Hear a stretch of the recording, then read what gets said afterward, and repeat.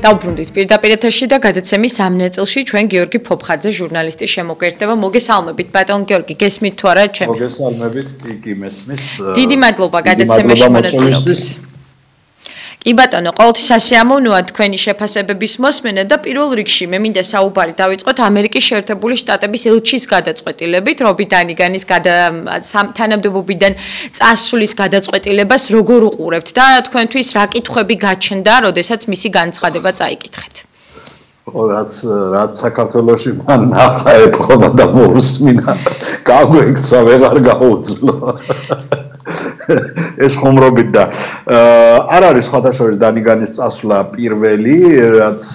ტრამპის ადმინისტრაციამ დაიწყო მუშაობა. ელჩები,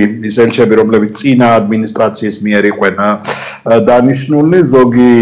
თვითონ გაიწვია ტრამპის ადმინისტრაციამ, ზოგი თავისინებით გადადგა, მაგალითად ასევე გადადგა უკრაინაში ამერიკის შეერთებული შტატების ელჩი, ეს რაღაცა ესეთი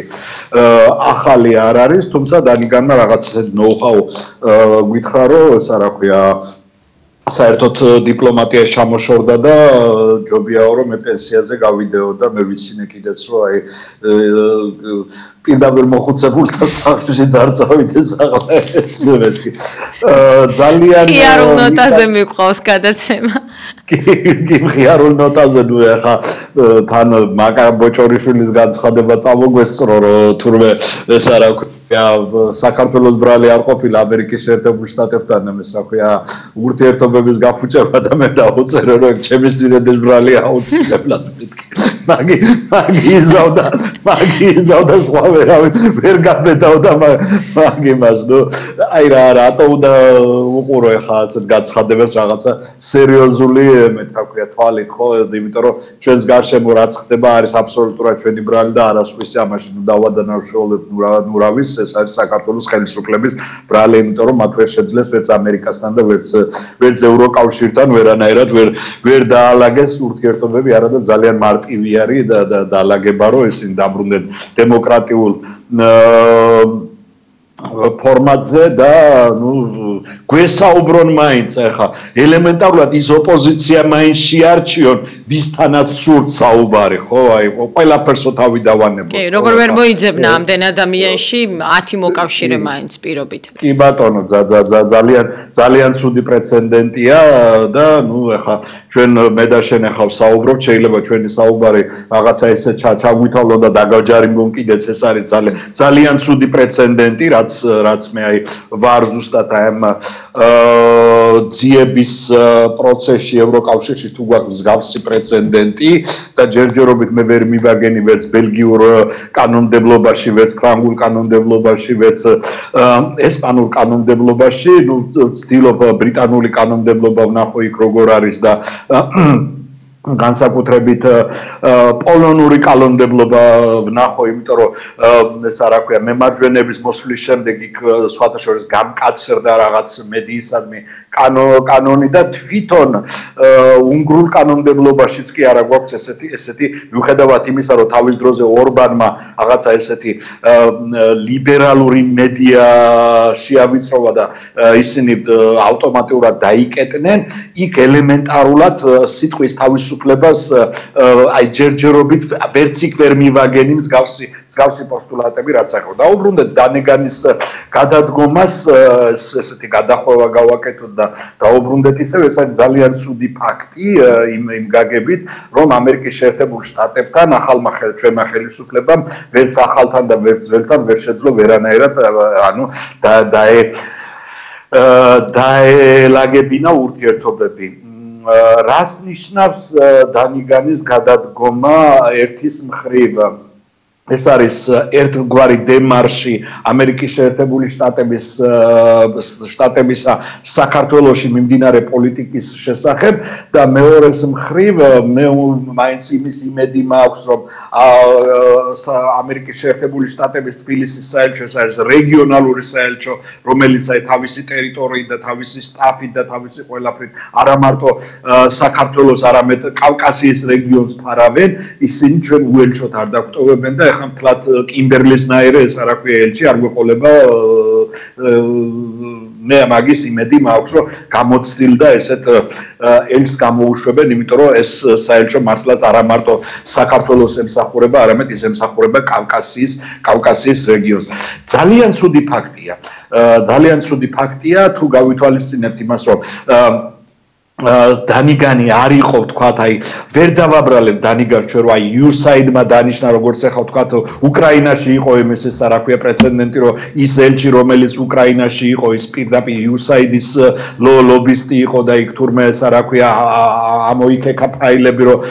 მედიას ფაქტიურად ამერიკის შეერთებული შტატები ემაშებოდა რა ქვია ლობირებდა და ისინი საქართველოში ესეთი რაღაცა არ ქონია იმიტომ რომ ოპოზიციური მედია დიდი სპექტრია შეიძლება ვიღაცას აფინანსებდა USAID მაგრამ ახლა თქვენ ტელევიზიას რაღაცა კავკასიას რაღაცა ისეთ პატარ-პატარა ტელევიზიებს ამერიკის შეერთებული შტატებისგან არც USAID-ისგან არანაირი დახმარება ახლა რადიო ჰერეთი მაგალითად ხა გუშინცი რამაზ სამხარაძე წერდა რომ 2015 წლის მერე მას საერთოდ არანაირი ეს რა ქვია გრანტი არ მიუღია და ფაქტიურად ის არის მარკეტინგზე დამოკიდებული ისევე როგორც თქვენი ტელეარხი აქ ესეთი მძლავრი ესე ვთქვათ ეს რა ქვია პირობები არ იყო შექმნილი როგორც ახლა კი ბატონო უკრაინაში ომის მერე შეიქმნა ეს პირობები და იქ ყოვლად შესაძლებელი იყო ვთქვათ რომ ამერიკის შეერთებული შტატების საელჩო ჩართული იყო მაგრამ საქართველოში ამის აქ ცოტა სხვა რაღაცა არის და ეს არის ძალიან ცუდი პრეცედენტი იმიტომ რომ ამერიკის შეერთებული შტატების პოლიტიკა რაც ამდა ხა მაკა ბოჭორიშვილმა იძახოს რომ ჩვენი ბრალი არ არის ჩვენი აბსოლუტურად ჩვენი ბრალი აი ეს არის ჩემი შეფასება ქალბატონი დენიგანის ამაზე კი ბატონ გიორგი ძალიან ბევრს ქართული ოცნების რიგებში მოლოდინი აქვს მაგალითად იმის რომ ახალი ელჩი უფრო მეტად კეთილგანწყობილი იქნება ქართული ოცნების პოლიტიკის მიმართ და რომ ვთქვათ ელჩებშია პრობლემა ქართულ ოცნებას მუდმივად აქვს ეს დამოკიდებულება ეს იქნება კელი დეგნანი თუ ეს დანიგანი იქნება არ აქვს მნიშვნელობა დარწმუნებული ვარ მესამესთანაც ბოლო პერიოდში ექნებათ რაიმე ვთქვათ სადაო საკითხი რომელსაც მასაც დააბრალებენ თუმცა არის თუ არა ეს რეალობა ვთქვათ როდესაც ელჩი მოდის ის ყოველთვის უნდა ვიცოდეთ რომ წარმოადგენს სახელმწიფო ინტერესებს ამერიკის შეერთებულ შტატებს და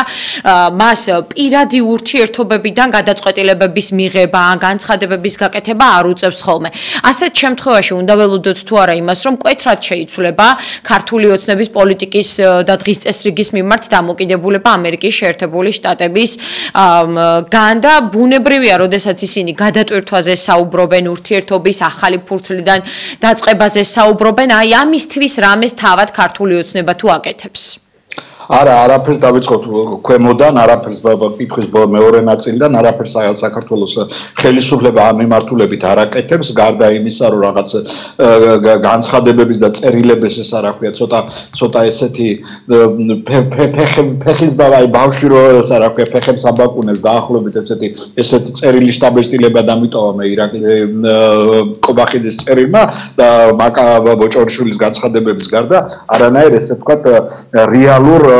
წინადადებებს და ნაბიჯებს არ დგავს ამ მიმართულებით ეს არის ძალიან სამწუხარო და ვინც არ უნდა მოვიდეს ლიზა ნებისმიერი ელჩი იქნება დამოკიდებული იქნება იმაზე ჩვენი ხელისუფლება როგორ პოზიციას დაიკავებს ეს არის ამოსავალი წერტილი, იმიტომ რომ ამერიკის შეერთებული შტატები არ არის ესა რა ქვია, ვთქვათ, ბურკინა ფასო ან რაღაცა ესეთი ქვეყანა, რომელსაც არ კონდეს თავისი პოლიტიკა და თავისი მიმართულებები საქართველოს ხელისუფლებისადმი და საქართველოსადმი როგორც სახელმწიფოსადმი. ამიტომ ამათი მოსაწონი ელჩი, ვინც არ უნდა მოვიდეს, არ იქნება. აქ ეხა ესა რა ქვია, ვიღაცა კოდს თუ დანიშნავენ ამერიკის შეერთებული შტატები მაშინ კი ბატონო, მაგრამ მსგავსი რამე წარმოუდგენელია, იმიტომ რომ ვინც არ უნდა იყოს, ყველა გააკრიტიკებს იმ პოლიტიკას, რომელიც საქართველოში არის. ამათ რა გონია თუ ამერიკის შეერთებული შტატების დემოკრატია არ დგას სიტყვის თავისუფლებაზე, არ დგას ამაზე რა ქვია, ხელისუფლების მიმართ კრიტიკაზე და ასე შემდეგ და ასე შემდეგ და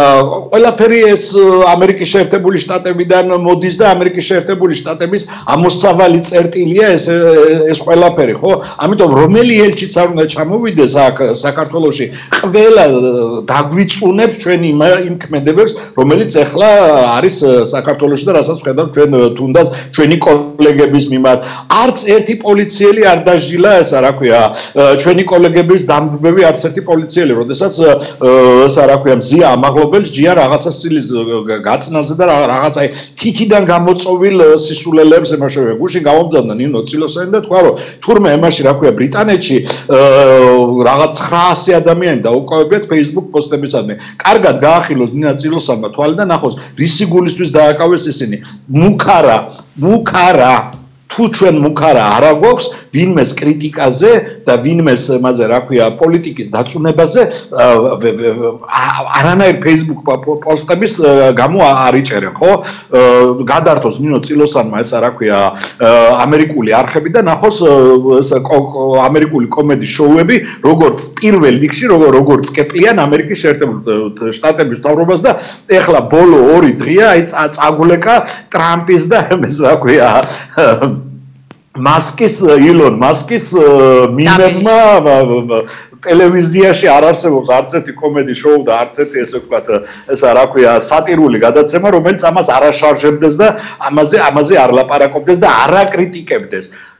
კრიტიკა მიდის პოლიტიკოსებისგან მიდის კრიტიკა და ეს არ არის დემოკრატები ეს არის ჩინოვნიკები კონგრესმენები ყველასგან მიდის კრიტიკა იმიტომ რომ სახელმწიფოში კრიტიკა აუცილებლად უნდა არსებობდეს ეს არის დემოკრატიის ამოსავალი წერტილი კი ბატონო ჩანსაღი კრიტიკა ყოველთვის მნიშვნელოვანია და ყოველთვის ორიენტირებულია საქმეზე და პირიქით ეს ადამიანებმა ცუდადაც არ უნდა მიიღონ ბატონ გიორგი რეალურად რა გამოასწორებს ქართულ ამერიკულ ურთიერთობებს და აი ამ დაძაბულ ფონს რომელიც ახლა გვაქვს ორ ქვეყანას შორის რა გადაწყვეტილებები და რა ნაბიჯები პირველ რიგში საქართველოს ხელისუფლებამ უნდა გამართოს, რასაც ითხოვს ამერიკის შეერთებული შტატები და რაც ჩაწერეს ევროკავშირის ბოლო რეზოლუციაში, ევროპარლამენტის ბოლო რეზოლუციაში, დიალოგი ოპოზიციასთან. დიალოგი ხალხთან. გამოგზავნდა მამუკა მდიდარაძე და თქვა რომ ჩვენ ამათანო სალაპარაკო არაფერი არ აქვს. ანუ ხელისუფლება ჩემთან და შენთან სალაპარაკო არაფერი აქვს. всё, მოვედით, ბოლო გაჩერებაა, იმას იქით აღარაფერი აღარ არსებობს. ხო როგორ ვერ იპოვა ема რა ქვია საქართველმა ოცნებამ თუნდაც ჩვენ საუბრობდით თუნდაც 10 პარტია 10 პოლიტიკოსი კარგი 5 პოლიტიკოსი ვერ იპოვა ვისთანაც ის გამართავს დიალოგს და ვისთანაც ესე მასხნეს რა ქვია დაიწყებს საუბარი არჩევნებისადმი დამოკიდებულება როგორც კი ჩნდება კითხვის ნიშანი არჩევნებში იმ წუთში უნდა იყოს ახალი არჩევნები დანიშნული ჩვენ ამის ნათელი მაგალითები გვაქვს ისრაელის ლიზა როდესაც ნეთანიაჰუმ 3 თუ 4 რა ქვია ვადამდელი არჩევნები ჩაატარა ხო როდესაც იქ რაღაცა კითხვის ნიშნები გაჩნდა როდესაც იქ კოალიციაში გაჩნდა რაღაცა კითხვის ნიშნები ეს არის დემოკრატიის უცილებელი და აუცილებელი პირობა, ხო? აუცილებელი როგორც გეომეტრიაში ვარ, აუცილებელი და საკმარისი პირობა, ისე არის დემოკრატიის აუცილებელი და საკმარისი პირობა. არჩევნებისადმი არ უნდა გაჩნდეს უნდობლობა. ჩვენ ხედავთ, აი თვალებში ნაცრის შეყრას ხედავთ, თუნდაც პატრიოტთა ალიანსისადმი, ხო, ხა როგორ დავიჯერო, მე რომ პატრიოტთა ალიანსმა ვერ გადალახა ბარიერი, ეს იყო წარმოუდგენელი რაღაცა, ხო? ვერ დავიჯერებ მე რომ ესა რა ქვია, სხვა ოპოზიციურმა პარტიებმა ზუსტად ის მიიღეს, რაც რა ქვია, რაც ჩვენ ნახეთ, ხო? მე აღარაფერს ვამბობ 2020 წლის არჩევნებზე, ხო? იქ საერთოდ ეს იყო, რა ქვია, ნონსენსი იყო ყველაფერი და საწყალ ემას, რა ქვია,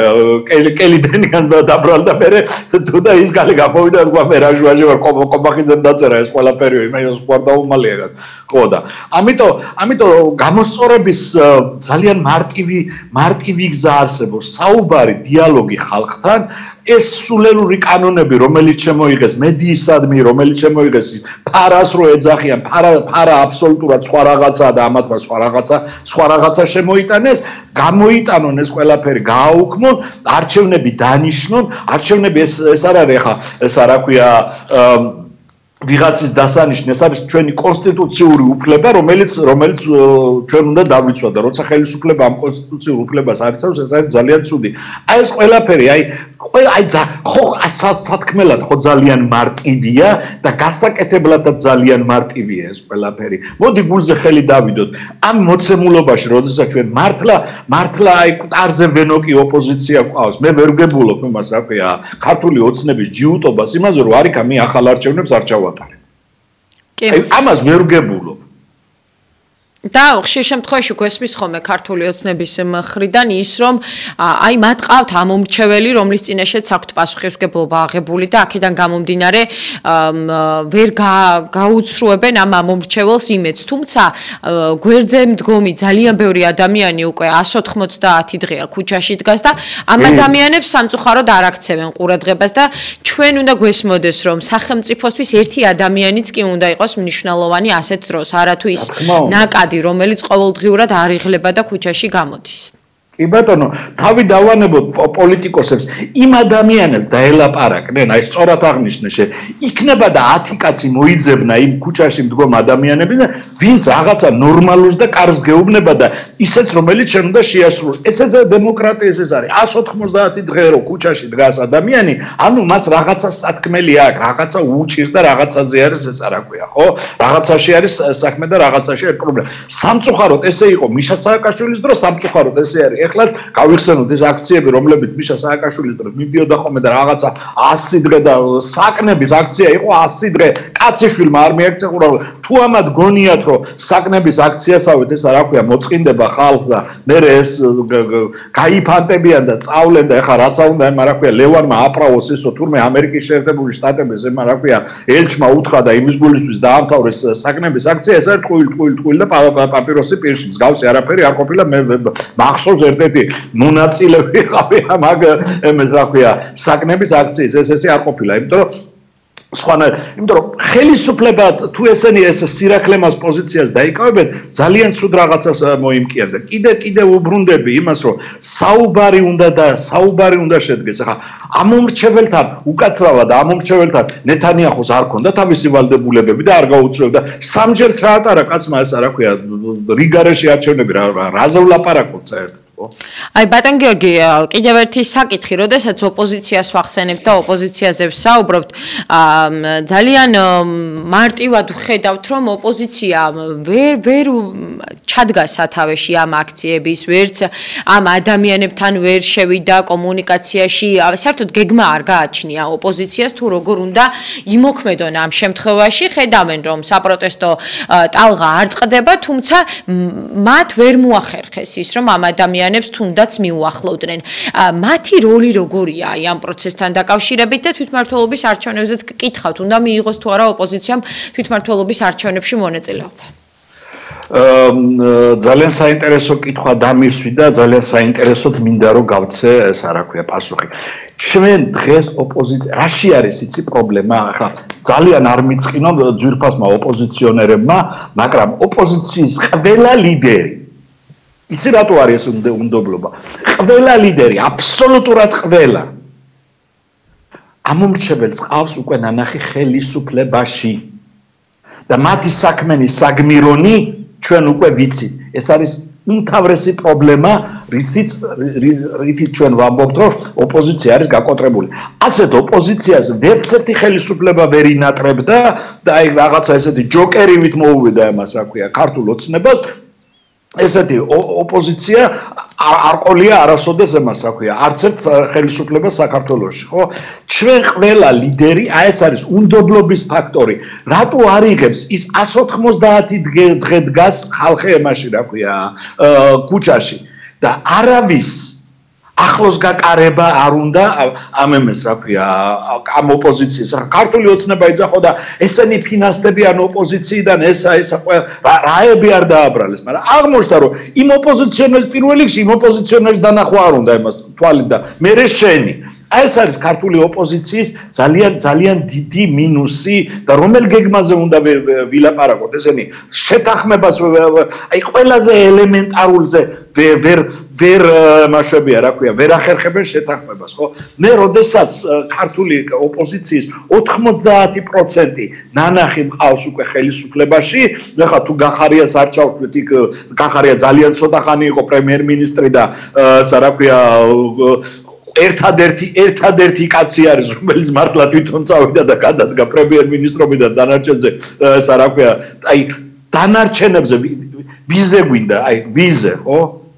კი ბატონო. ყველა ნანახი გვყავს. ყველა. ბატონ გიორგი, როგორია თქვენი შეფასება თვითმმართველობის არჩევნებში მიიღებს ოპოზიცია მონაწილეობას? იცი რა არის საერთოდ არჩევნები ეს არ არის ხელისუფლების პრეროგატივა არჩევნები ეს არის ჩვენი კონსტიტუციური უფლება და ნებისმიერი პოლიტიკური პარტია რომელიც საქართველოსია თუ მსოფლიოში არსებობს მათი წესდების და მათი შექმნის საერთოდ ანი და ხოე არის ის რომ მათ უნდა მიიღონ არჩევნებში მონაწილეობა ეს არის უმნიშვნელოვანესი საკითხი ბოიკოტის უფლება გვაქვს ჩვენ მე და შენ გვაქვს ბოიკოტის უფლება ჩვენ უნდა გადავწყვიტოთ მივალთ თუ არა არჩევნებზე ჩემი პოზიცია არის ეს ჩვენი გადასაწყვეტია და არა იმის რომ მე ბოიკოტი გამოუცხადე დაუშვა და ბოიკოტი მე აქედან გამოვდივარ აი ამემედა რა ქვია ბოლო დღეებში უყურებთ რომ ეს არა ქვია ბოლო დღეებში ბოლო კვირაებში უყურებთ რომ ქართული ოცნება რაღაცა ისტერიულად ქმნის რაღაცა ჯგუფებს ასოციაციებს რომელიც მე ძალიან მშვენიერ დღეს გადაკეთდება პოლიტიკურებად რა ქვია პარტიებად და ისინი მოგვევლინებიან ამ არჩევნებში არჩევნების ბოიკოტი როგორც ასეთი ვერსად ვერ გამოდის არჩევნების ბოიკოტი პარტიების მიმართ ეს არის ხალხის გადასაწყვეტი და ნუ აიღებენ ამასაც თავიანთ თავზე ჩემი ძვირფასი ოპოზიცია რომ მე უცხადე ბოიკოტს კი ბატონო შენ არ უცხადე ბოიკოტი ჩემი გამოსაცხადებელია კი ბატონო ძალიან ბევრია საზოგადოებაზე დამოკიდებული და უღრმესი მადლობა გეთანხმებით გადაცემაში მონაწილეობისთვის ჟურნალისტი გიორგი ფოფხაძე გსტუმრობდა დრო ამოგვეწურა სამწუხაროდ არ გადართოთ წინ საინტერესო ინტერაქტივით შემოგერთდებით ძალიან მალე